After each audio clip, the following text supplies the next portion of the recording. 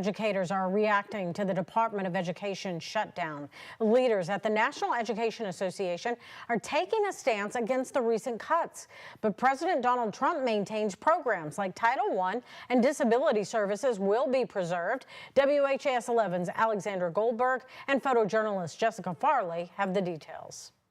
It's almost deja vu, to be quite honest. President of the Kentucky Education Association, Eddie Campbell, says Kentucky has already had a front row seat to the question of funding and public education when Amendment 2 was rejected by voters on Election Day. They said in a loud and clear voice, we want our public schools to be supported. We want our public schools to be funded.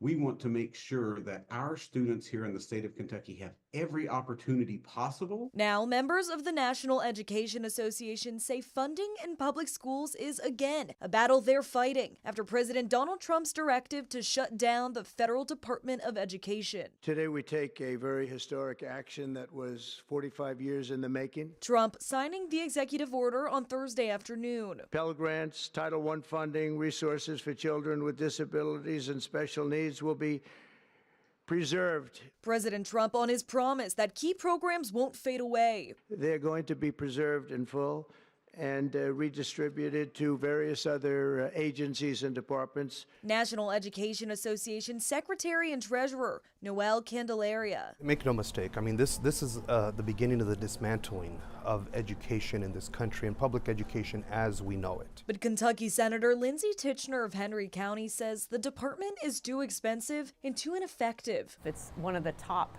expenditures in the national budget. We aren't seeing the results that we should with that type of spending. She says local government is better for the people, but other NEA members disagree. Our schools in Kentucky, they're currently underfunded as it is, so taking that federal fund and, just the disparity of it from district to district is not adequate. For the Department of Education to be abolished, it would require congressional approval. In Louisville, Alexandra Goldberg, WHAS 11 on your side. And White House officials contend that the Education Department will not be completely shut down yet and will continue to carry out critical functions daily.